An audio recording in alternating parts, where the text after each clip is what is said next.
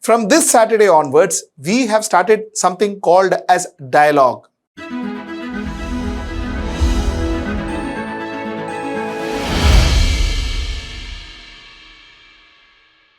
Dialogue is inviting experts to the studio or through Zoom connection or online, speaking to them about topics that are relevant to the country and topics that a common person, common people in India would like to understand.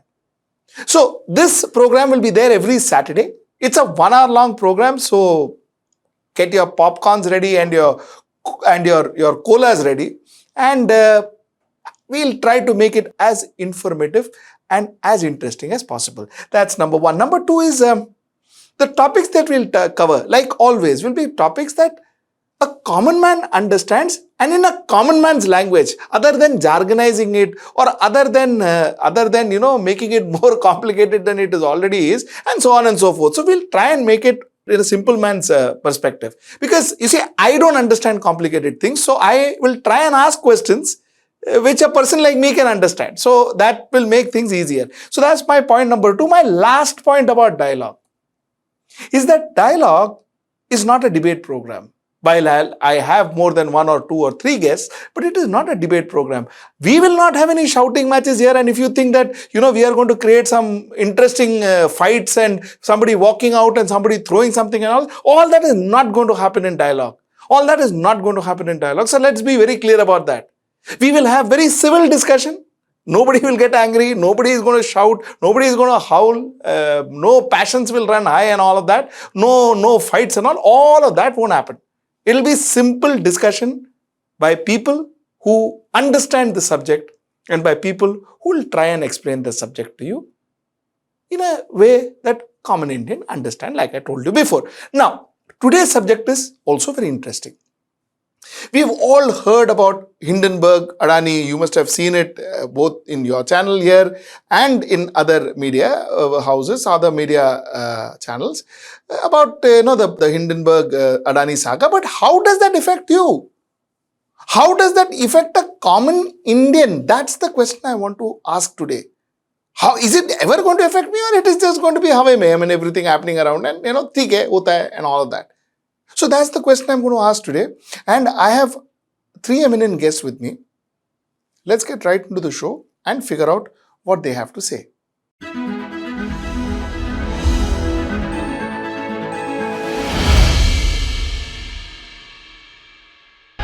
Gentlemen, thank you so much for joining me. Let me introduce my panel. To my left is Dr. Arun Kumar. He doesn't need introduction. We see him in our channel. So Dr. Arun Kumar. To my right is Mr. Sunil Shah, who is an industry expert in markets, stock markets. And of course, Mr. Anand Vardhan, senior journalist, editor of The Public. So I have a very eminent bunch of guests as always. So sir, let's get directly into the question. Professor Saab, I want to ask you a very pointed question. What exactly has happened with Adani, and does it affect a common man? Whatever happened in the Adani saga, does it affect a common man? That's my question. So, the first things to appreciate is what has been going on vis-a-vis the Adani episode. Capitalism is synonymous with the cronyism. Usually, whether you see Enron in the US, to bring Enron into India, Kissinger and so on, they all came, to put pressure on the Indian government, you see in other countries also, Korea, Japan, chai balls were created and many presidents had to resign. The prime minister in Japan had to resign in the early 90s, and in India also big businesses expanded with connections with the political bosses. But you see, the only thing is that this Adani episode is an astounding level. Cronyism has been there, but this has gone to a very, very high level of cronyism, where this company has expanded very dramatically over the last few years. And that is what is the surprising thing, that, nobody took note of it. The SEBI, the other agencies, they were not taking note of the fact that their share price was going up so high. The price to earning ratio had gone up astoundingly high in some cases, whereas normally it's in the range of 15 to 25. In some of their companies, it went up to 200, 400, and so on and so forth, which meant that there was hardly any return coming, and yet the price was going up very rapidly. So you see, this was visible. What was going on was visible in the way the FPO got subscribed. The FPO was a follow-on, offer of the shares that was opened in late January, ending on 31st January. And by then, this Hindenburg report had come on January 24th, and the price had already started going down. So therefore, subscription was not coming for this FPO. And on the last day, on the 31st, suddenly it was fully subscribed. How did that take place? When in the market you are getting the shares of the Adani enterprise at 2,900, why would anybody pay 3,200 to buy that share? If I'm a genuine investor, I'd buy in the market. I'd rather than subscribe to the FPO. So there are only two possibilities. One was the high net worth individuals who subscribed. They were subscribing under certain pressure. And second is that money that came from abroad, it also would have bought at 27, 2,900, what was the market price, rather than 3,200. So very likely that was the money of the Adanis being rerouted from abroad, what is called round tripping. So that is what illustrates that the Adani's growth has been on the basis of money that is coming in, possibly round trip, possibly their own money, possibly the corrupt money of some other entities, and the pressure on the Indian, pressure of the political pressure on the Indian system, so that nobody dares to say anything, whether it be the investigative agencies, whether it be the people investing in the Adanis, whether it be the banks and so on. So everywhere there was a sort of people are quiet, even though things are going wrong. And the Hindenburg report points to many things that need to be looked at. For instance, the auditors, they were very young people. There was a new firm. It's such a huge business which should have been audited by some, seasoned auditors rather than some young auditors. Typically, when I've talked to auditors, they say, look, I'm being paid by the businessman, so I'm going to do and sign whatever they say. So we have the example of this Satyam's case, where the internationally reputed auditors missed 6,000 crores of fixed deposits. How is that possible? That can only be some kind of collusion. And this auditing is very important, because unless the auditing is correct, the correct data is not available to the banks, is not available to the investors. So auditors are very, very crucial for all this. So in other words, this cronyism was at all levels, whether it be auditors, whether it be the agencies who are supposed to regulate, whether it be the money that was coming in, and so on. So at all these levels, there's some problem. And that's what suggests that there was cronyism of a high order because of that. Now, the question is, does it affect the public? Now, the stock markets work on sentiments.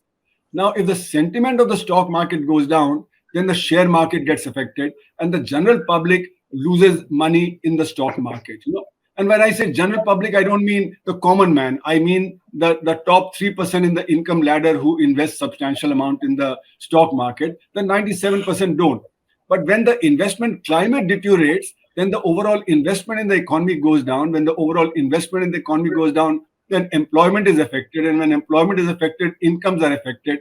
So in other words, the trickle down from the stock market goes to the entire economy. And that is how the common man also gets affected. So there are several layers through which the people, the common man, the middle class, and the wealthy who invest in the stock market, they get affected as a result of the imbroglio, this Adani imbroglio.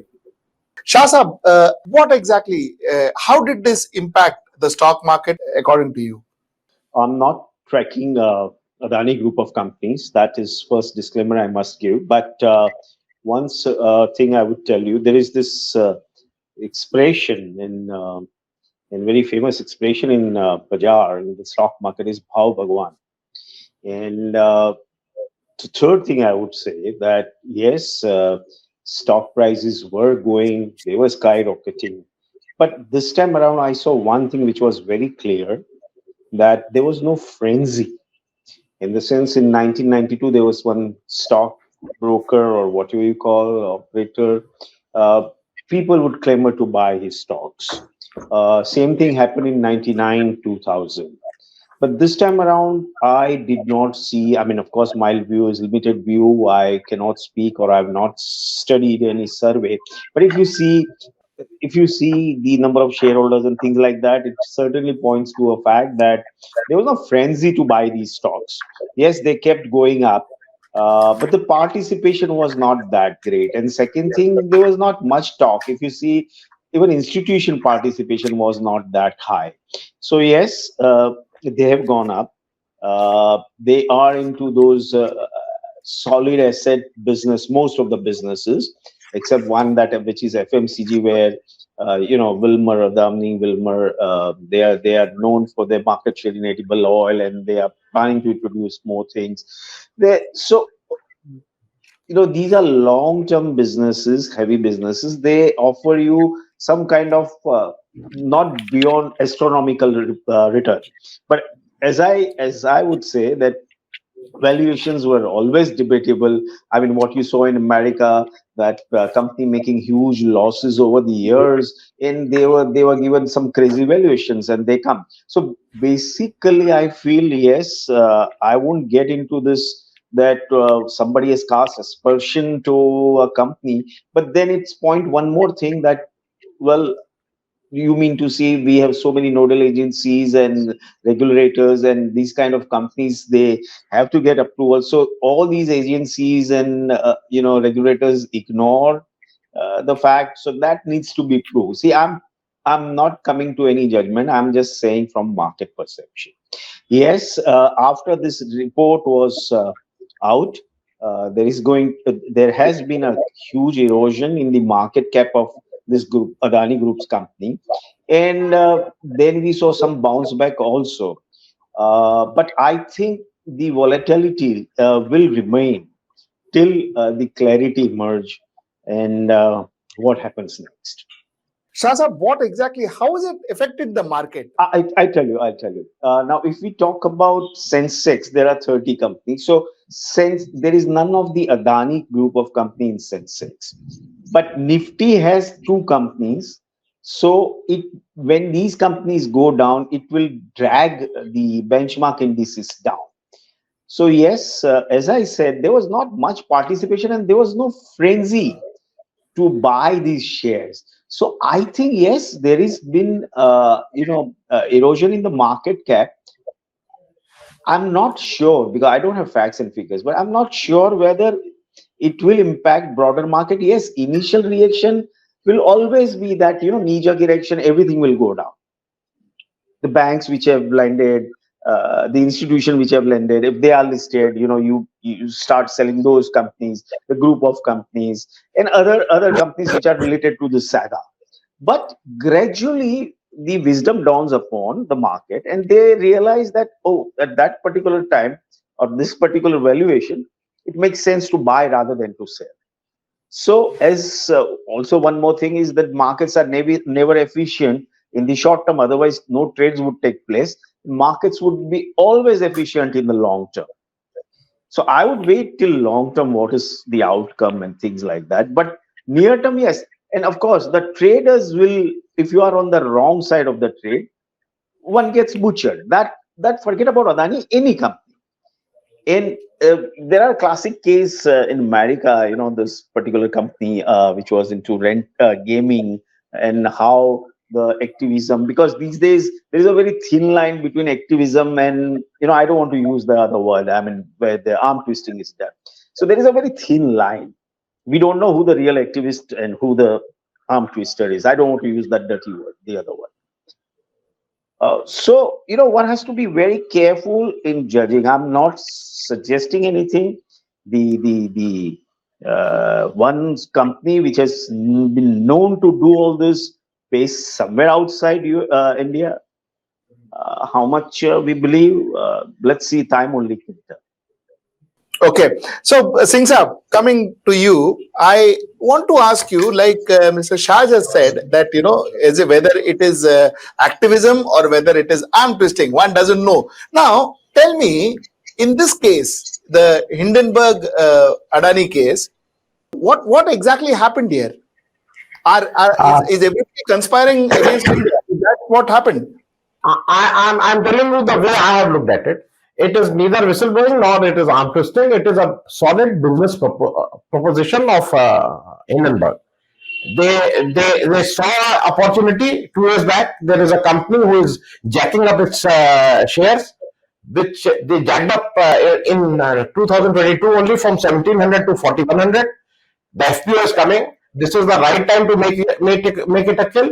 And they announced that I'm going doing a short sell. Did a research for 2 years, asked for 88 questions, and then it was a business proposal. So as far as I'm concerned, I'm very clear that it is neither a whistleblowing nor an arm twisting. It is a business decision. It's a business proposition as far as Hindenburg is concerned. Now, coming back to, there are two aspects of it because of which so much heat is being generated. One is Adani getting all these contracts by short-circuiting certain things because of his closeness to the Prime Minister. And the second part is the share market part. Now, I tend to agree to a certain extent with what Mr. Shah is telling. The share market takes its own course. They have their pulse, they have their own rumors, they have their own narratives. But having said that, any investor, there is an erosion of 16 lakh crore of rupees in stock market in last 10, 15, 20 days, whatever it is. Out of which it is said that 10 lakh Mr. Adani has lost. What about the 6 lakhs which me, you, or any normal investor has lost? Who is going to answer for that? Because this all has happened because of. I'm not going on to the details. Now there is as it is, and people must understand. Mr. Adani, in own admission, said that I have reduced the exposure of the loan amount, the debt of the Indian banks, and my 50% is the foreign banks, 40% Indian public sector banks, 10% Indian private sector banks. Now that 40% becomes 84,000 rupees. Now that 84,000 rupees, that Indian bank, I have my post-retirement thing is there in some bank. And so I am jittery today. I don't know whether what is going to happen. So I need an answer. And as Prof Arun Kumar said, if LIC or SBI or anyone goes for a FPO with a price range of 3112 and 3276, the share is trading at 2,800 rupees. You are buying at 3,200 rupees. Yes, I want an explanation. Because these are public sector institutions. LIC, which started with a share capital of, if I'm not wrong, 5 crore in 54 or 56. Now it is your money, my money, anyone's money. It is no one's. It is none of the industrials in this country is owning that LIC. It is an individual money. So what I'm trying to say is, we cannot brush aside this, that only stock market will take care of this, because things are happening. Nothing is moving. Now it is in a public domain. We call it in Hindi Sandhi. His son's father-in-law, if I'm not wrong, or daughter's father-in-law, is part of, say, the team which looks into the insider trading. Now, who is going to decide whether he is going to be neutral or not? I'm not going on the acquisition. I'm not going on the side where things have been short-circuited. What has been discussed in Parliament? I'm just talking of the stock market. Now, if you want, I can, in the second round, I will also go where we need also an explanation why it has been done. Why it has been done. I'm not going on the GVK, the way they were the arm twisted in July, which everyone knows, which was absolutely clear. But I will go beyond that. I will go when in 2006, GMR and GVK got a 30 years license to run this Mumbai and Delhi airport. And you remember, it was the Supreme Court which agreed that on the condition that these things can be given to a private row if only they work with an experienced airport operator. If you remember that. And if you also remember, GMR was not given, GMR was the top, their bid was the maximum. They were not given Delhi and Bombay both because it was thought that there should be a competition, so it should not be given to one person. That is why GVK went to Mumbai. Now, today, in 2019, you are giving seven airport to a single person who doesn't have any experience of airport operation, zero experience of airport operation. So, what I am trying to say is, acquisition is a separate thing. Stock market is a separate thing, and every individual who has a stake in LIC, if I stake in the sense, if I have a policy with LIC, I have a right to know that what is happening. Professor Saab, I'll come to you. Before that, I just want to ask a quick question to Mr. Shah. All said and done, Adani is a huge conglomerate in our country. It's a huge company. Now, obviously, a company of that size doing that kind of turnover obviously is going to have deals with various banks. Okay, the bank says, what are you asking us? It's one of the largest companies in the country. Who do we do trade with? Who do we give loans to? So the exposure to high, I mean, it is not like it's something new. The question then is, can we blame our banks to have this kind of exposure with a company of this kind of size? Is that their mistake or it is natural? If the loan amount or the lending is above, there are norms and means. I mean, they just can't pass lending or sanction loans to anybody and everybody. So, if the procedure has been maintained, whatever their to approve the lending, we have to ask, and that is what I think. Whatever public domain, I mean, in the public domain is available. SBI chairman also said that it's very well securitized, and we don't have to worry about things.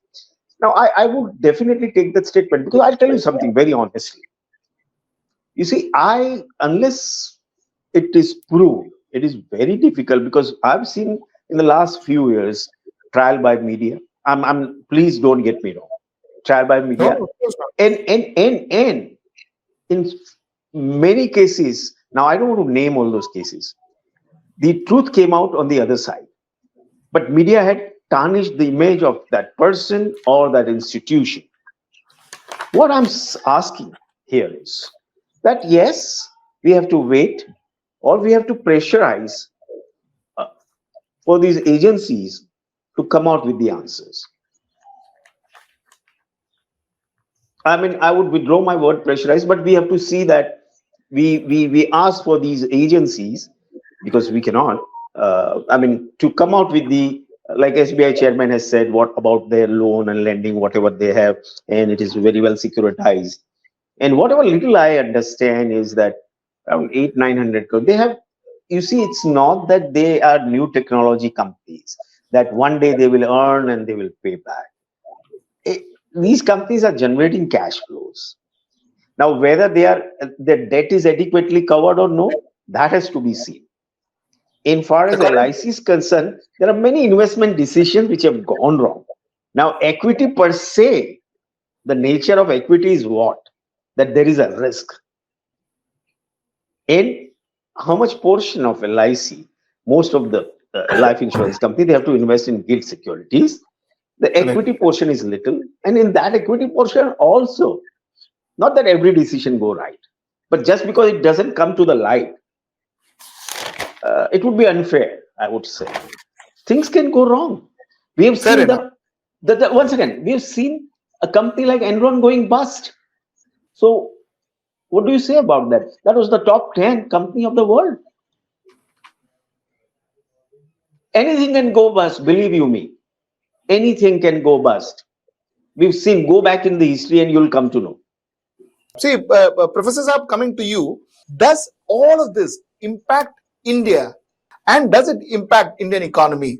So, we need to understand that, yes, Adanis have expanded by acquisition of assets, not through technology, like unlike Jeff Bezos and so on. They had some technology which sort of did well, and therefore they expanded. Adanis have expanded through acquisition of assets. Now, the question is, what should the valuation of these assets be? Should it be as high as the stock market valuation today is? And that depends on, a number of factors. You mentioned shell companies, you mentioned insider trading. If you the public holding of Adani's is very small. In most companies, is 1%, 2%, maximum 7-8% public holding. So who's holding the shares of Adani? Is it institutional investors? Is it LIC? Is it the Adanis themselves through round tripping of funds? And then play the thing, because you see the market is very thin. So by keeping on investing and raising money from the banks, you can keep on raising your price. So is the Adani companies, which is valued at say 16, 17 lakh crore, is that the correct valuation? If it is not the correct valuation, then it means that the funds that have been raised by putting the shares, staking the shares, is that the correct valuation? Now, if there is round tripping and so on going on, and if the share prices have been raised artificially, then of course it affects the investment climate, because people outside would read that Indian companies, which are family-owned companies, are indulging in this, and some amount of indulgence is always there of this kind from the various companies. So the international investment climate into India would get spoiled as a result of the exposures that have taken place. And what I was saying was that we need to investigate these things. We need to investigate how much of round tripping was there, whether it was genuine money. As I was reading today, the SEBI is also investigating whether it was the money of the Adanis themselves which came back into the FPOs through the external sector, through the Dubai companies and so on. Now, if that is the case, then it's an illegality, because you can't be putting the owner cannot be putting his own money into his own company while the FPO or the IPO is on. So, in other words, there are many things that the Hindenburg report points to, which need to be investigated by the agencies, the investigating agencies, whether the valuation was correct, whether the valuation was being manipulated to make it very high, and whether that was causing the problem as far as the Indian economy and the Indian stock markets are concerned.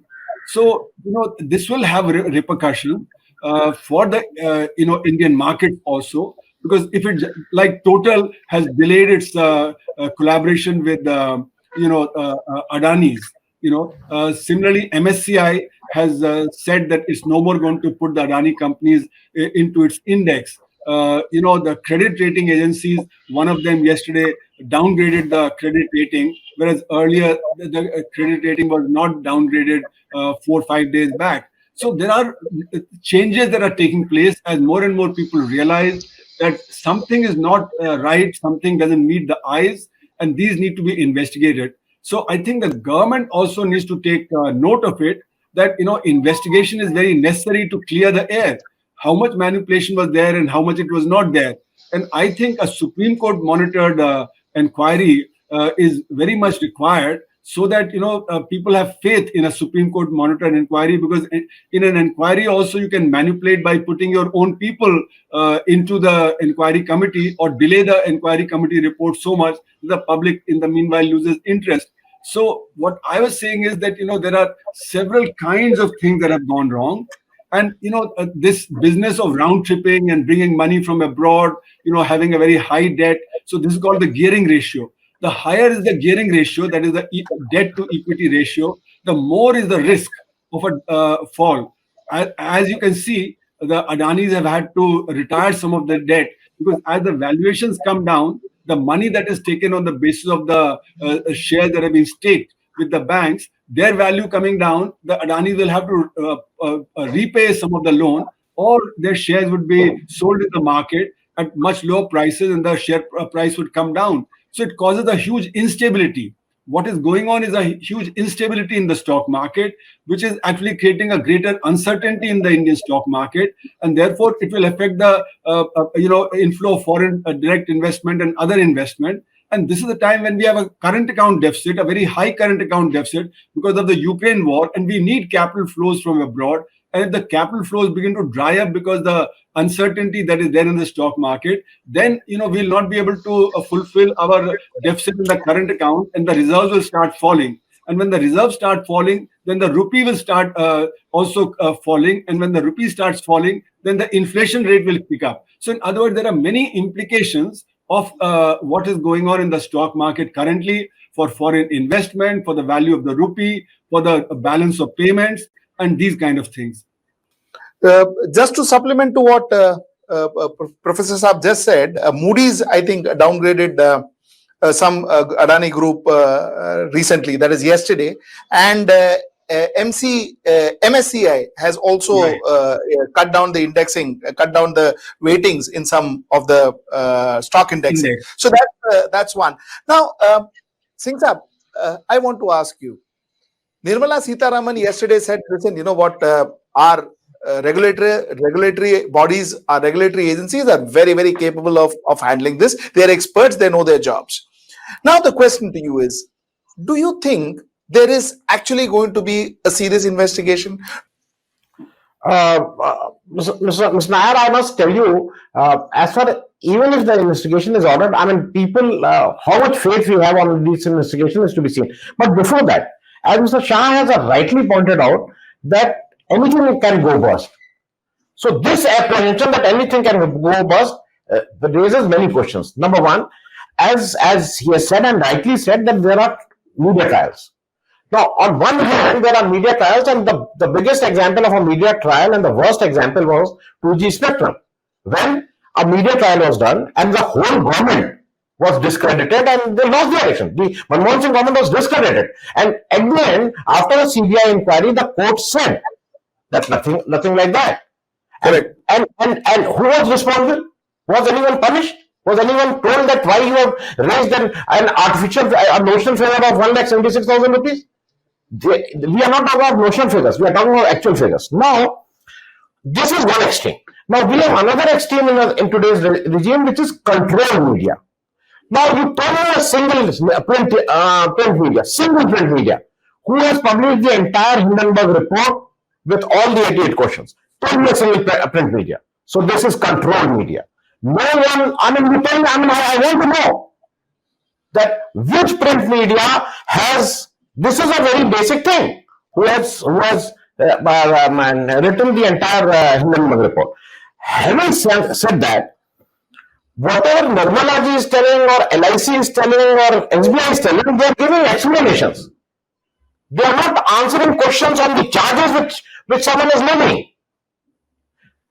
Very successfully, I will give you an example, and it shows the character where we are leading it to. Rahul Gandhi asked 4 questions about Adani from Modi ji, whether he was traveling with you, or he joined you, or he got anything. He asked 4 questions. Was it answered? No. Now, questions are not answered. Then the best part of it, I have 140 crore people behind me. I work 26 hours a day. Everyone is after me. They don't answer. The problem with this is that these things are not answered. I will just tell you one thing, which is there in the public domain, a very small thing. Adani Port, and why I am telling you this is, these are the things happening. Adani Port was fined 200 crores in 2018 for some environmental damaging the environment and violation of law. This was 2013. Then we came the Indian government in 2014. 2014, it was ordered that we will estimate the cost of damage. You need not pay. Whatever is we will estimate the cost of damage, and then you just get it repaired. And on the violation part, we will talk it separately. And 2017, this Modi government said there is no damage done, no environmental damage. Penalty of 200 crore was waived. Now, which officer who said there is an environmental damage was taken to task? Why a very decent and a very imandar type of a person like Adani was taken to task? Why 200 crores was imposed on him? Why I am telling this is happening every time. You are not answering charges. You are telling everything is okay. Now, if I tell you that you are using certain instrument which is which is have come from some source which should not have been come in your studio. Now you will say, no, look, the show is going on very well. I'm asking you a question that whether you are using this instrument or not, you are not answering that. So charges are not they are not. I will again tell a small thing. Whether anyone will have how I can believe on this is that Gandhi call, who till the other day was sitting on the other side of the table, getting those licenses and monitoring the behavior of Adani companies, is today heading one of his company. So you feel that I will have I will be the Gargi call overnight. It's so transparent. There will be a thorough investigation. Should I believe that? So these are the things which is to be answered. Shah Sahab, I want to ask you, you see, what really happens tomorrow if a company like Adani is pulled down? What happens to those investors? What happens to those suppliers of his? What happens to those people who are working for his company? Let's go back into history. During Satyam fraud, what happened? Everybody knows the company was taken over at a particular price by one of the well-known group of the country, and turn around and people was shareholders in the long term got back what they had invested, more than that. Now here also there is solid assets. At what price, if things go bad or things something like that, there are going to be buyers for these assets and for these companies. So I personally feel because there are underlying assets and things like that, management can change if things go worse for this particular group. But shareholders may see some erosion. But I don't think that they will lose money, because airports, now if you say airports, flights are coming in, flights are flying off, there are people who are paying, the airlines are paying to the airports and things like, so they will be ready buyer for these kind of assets.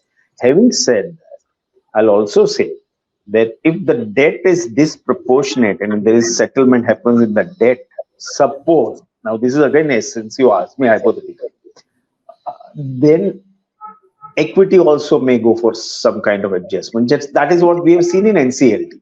But the fact is that always there is an effort to salvage the interest of every stakeholder. Now, I don't know what happens in this case, but I've seen any very small companies also, and which have gone bust or things like that. The interest of the employees and the debt was recalibrated, or rather, what would I say, reduction in debt happened, and there was settlement, but company revived.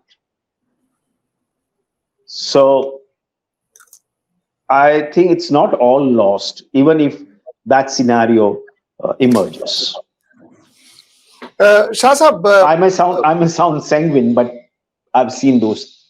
What Shah Sahab says is, okay, the stakeholders will be taken care of, but we have also seen, which I am not completely saying no, of course, in a lot of cases, a lot of stakeholders were taken care of, especially in case of Satyam and some other companies. That's it. But we have also seen cases like companies like Kingfisher, wherein, there were a huge amount of layoffs, people committed suicide, employees committed suicide, the suppliers were not paid for years, and most of them are kaput. I know of some who went complete bankrupt, and all of that. My question, Professor, is almost same. What happens to people who are allied to these kind of companies? What happens to them? Most importantly, what happens to the economy? Because Adani is no small group. So, you're right. I think we need to see why a company is failing. I think that's the central question. A company can fail because the economy takes a downturn and therefore the profits come down. And that could be a genuine reason why the company fails. But there could be other reasons why a company fails, because what it was doing in terms of its balance sheet, what it was doing in terms of round tripping, and therefore the debt to GDP ratio is high. And when the company starts coming down, its share price starts coming down, it could fail. like manipulations took place in Kingfisher, and you mentioned Kingfisher. There are also the Jet Airways. A large number of employees lost their job, and Jet has not yet been revived. There are so many other companies. There are 2,500 companies that disappeared in the 1990s after floating equity in the stock market. So there are any number of things that can keep happening for any number of reasons. And it's not always the case that those companies will get taken over, or their employees will not lose out, their suppliers will not lose out. So in some cases where the companies get taken over, there could be the NCLT case, there could be the bankruptcy case, and so on, and where their assets get taken over by somebody else. But that doesn't mean the same set of people will be employed. It could be a different set of people who get employed, and the people who were employed there earlier, they would lose out. So I'm not saying that those who are in Kingfisher would not have found work somewhere else. They may be working somewhere else. But the point is that they went through a lot of stress, and nobody can compensate them for the stress that they went through. So in other words, you see, when companies, and especially big companies like Adani's, when they fail, then their employees, their people who their suppliers, then the market in which they are operating, for instance, they're into infrastructure. Now, if infrastructure gets disturbed, then a whole range of other people who depend on the infrastructure, they will also get disturbed. If your power sector gets disturbed, then the power supply could be disturbed in the economy. There could be power shortages if the companies close down. If you are into roads and they have problems, then the government would have to acquire those assets, because others may not be willing to acquire those assets immediately, and then the taxpayer money would have to go in there. Suppose, for instance, the State Bank of India loses money because the valuations at which they lent out the money, those valuations come down, then there'll be losses on the balance sheet of the State Bank of India, which would mean that the spread between the lending and the deposit, that could increase, and therefore the people who are borrowing from State Bank of India, they could suffer. LIC's valuation could suffer, and therefore what LIC could pay, that could suffer, and the shareholders of the LIC could suffer. So there are many things when such huge entities like the Adani's, which are into all kinds of infrastructure, which have borrowed from all kinds of sources, and which have a presence in all kinds of sectors, when they begin to fail, it is hard to predict how much losses everybody would make. But there are possibilities.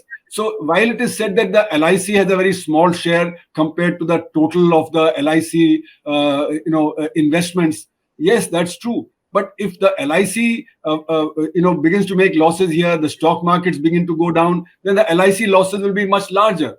If the State Bank of India, if they lose out in terms of the valuation at which they had lent out, and then the Adani's then begin to sort of keep selling the shares, the share market comes down further. Then again, as the share market comes down, then the valuation of other shares will also come down. So in other words, you see, a huge entity like Adani's will have multiplier effects in other sectors as well. And I think that's the important thing that we need to look at. Now, here, whether the investigative agencies will be able to do a proper investigation, that also is in doubt, because already the Supreme Court had earlier said that CBI is like the caged parrot. The powers that be may control the way the inquiries may be done. They may control the agencies which are supposed to inquire fairly. Look at the drugs case. Through the Adani port, 30,000 crores worth of drugs came in. And that what has happened in the last few years, nothing has come out on that. Why is it that inquiry, for one filmmaker's son who may have a tola or two of maybe some drug, he was in jail, and there was such a huge media trial there. But 30,000 crores worth of drugs came in, to the Adani port, and then second time the drugs came in, but nothing has happened in the last 4-5 years since those reports came. So, in other words, whether the agencies will be fair, that also needs to be thought through. And that's why I said Supreme Court monitored inquiry is probably required. At least maybe the Supreme Court judges would be more fair than maybe the agencies which are directly under the control of the government. So definitely an inquiry is required, because what the Hindenburg report has pointed out, what has come out in the FPO, and the manner in which the FPO was subscribed, the manner in which the foreign agencies, whether it's Total, whether it's MSCI, how they are reacting. Because of all these things, the big impact on the Indian economy that's likely, because of that, an inquiry is very essential at this point of time. Let me have the last round of questions, Singh Saab, and I'll start with you since Singh Saab, how do you see all of this concluding?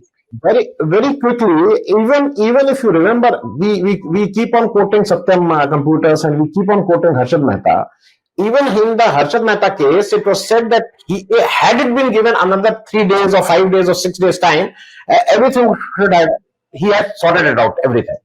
So this is not the case. The case is that everything is okay is not the idea. Everything, whether some short circuit was done, whether some rules were violated, whether some, I mean, that is more important for any healthy economy to thrive. I will give you a very small example because then it makes it very clear. Mr. Anil Ambani, that Reliance Capital, 40,000 crores. Today, it is being sold for 8,600 or something like that. Now, who lost that 32,000 crores? Who lost that? And from now, if you say now it has come from there, it has come, someone has lost. Who lost that 32,000? And a very, very time-tested tactics of these people are, including Mr. Adani, is if you remember, Ambani Sahab, Anil Ambani, the way he used to slap defamation suits on correspondents, on the media people, because in Ahmedabad, if you give a court fees of 75,000 rupees, you can file a defamation suit of 1,000 crore, 2,000 crore. In the present case, just for the understanding of the viewer, Volatility Thakur, which you and me and everyone of us knows, he has 6 cases of Mr. Adani pending before him. There is a gag order on Volatility Thakur, 2 in Mundra, 2 in Ahmedabad, 1 in Rajasthan, 1 in Delhi. There is a 5,000 defamation case against Nair, the man who has written the Flying Lies Rafale. No, yes. So Ravi Nair, you also know, I also know, this total asset will not be more than 5 lakh or 10 lakh of rupees, or maybe 2 lakh of rupees. He has been slapped with a fine of 5,000 crores. Which media agency or which media house is going to give him a job? No, these are all very basic things, because this is the way they operate. But even in LIC case, I will tell you, it is said that LIC has about 30,000 or some lakh crore of assets. Even this, if they forego this 30,000 or 40,000 rupees, nothing is going to happen. Agree. If I take LIC, I get 2 things. If I die, I will get a guarantee bonus and I will get a variable bonus. Now, in most of the cases, the guaranteed bonus is less and always the variable bonus is much more. If I die. Now, suppose I have taken a life insurance of 1 lakh of rupees and my guaranteed bonus is 50,000 rupees. My variable bonus is bound to be more than 50,000 rupees. Because of this, I might be losing 100 rupees or 50 rupees. It is how you can say that everything is hunky-dory, and how you can say. Why I am again and again asking is, there are decisions, yes, there are decisions which may go wrong. But if something is available at 2,700 rupees, if you are buying at 200 rupees, someone has to answer that who has taken this responsibility. And who was responsible for taking this decision? I know for LIC there is an investment committee. It's not an individual who does that. But someone has taken that decision. Just before I conclude, why I am telling you these things are, these are not in public domain. People are talking of Godda thing, which has the power project which has been given to the electricity which is going to Bangladesh. Leave aside Bangladesh and everything. Leave aside the power project. Are you aware of this?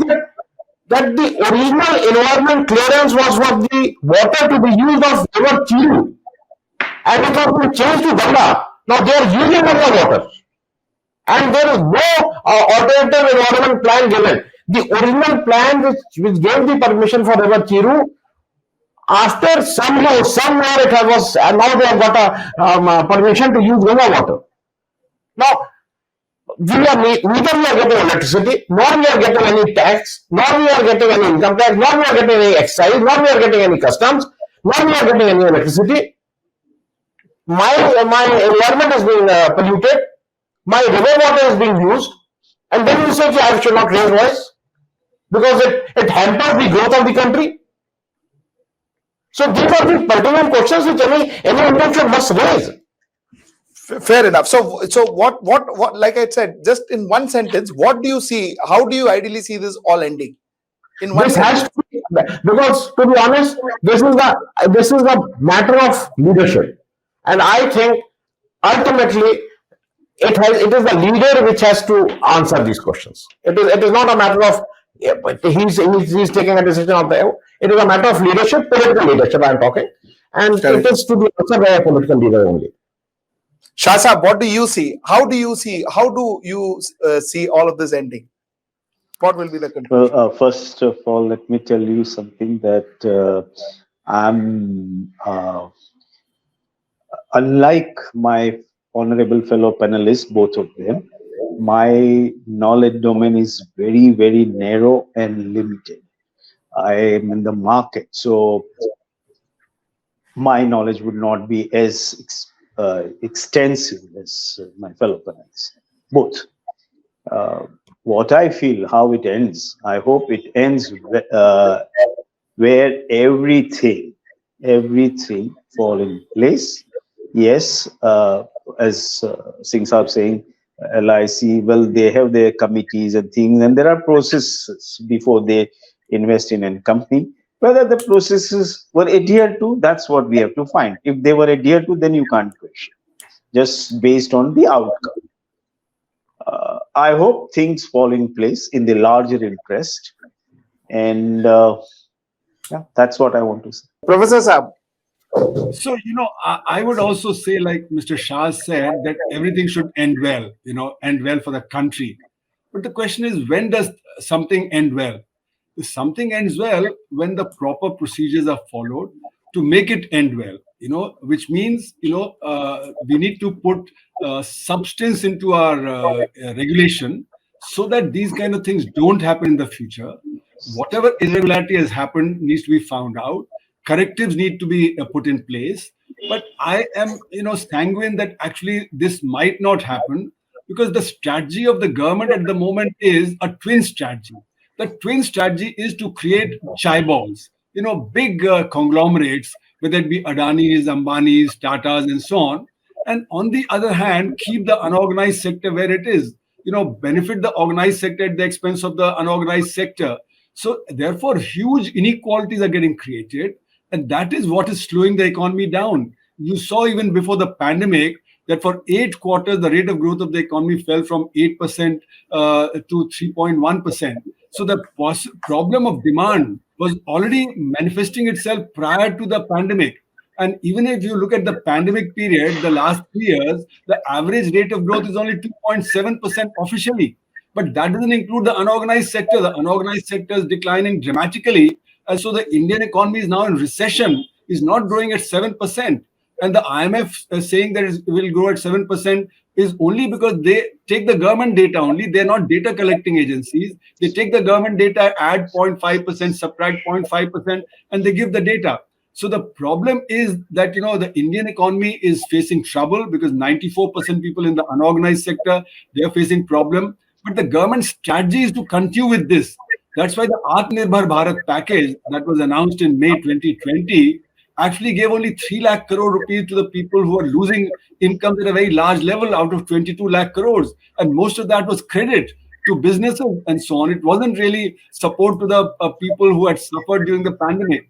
So what I'm saying is that, I'm not very sure that the government is changing its strategy, where it would now say that we'll take care of the unorganized sector and let the organized sector cope with its own things. It is trying to create the chai balls. It is giving a lot of assets to the, the big businessmen in an attempt to create, world-class big businesses.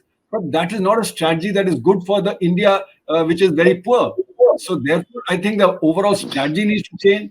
Regulation needs to be brought in, and this crony capitalism needs to be checked in a very big way. Unless that is done, we are going to continue to face these kind of problems, and we will persist. But I hope better sense prevails.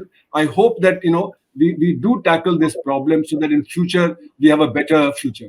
Thank you so much, gentlemen. Thank you so much for coming to this show. What a pleasure talking to you.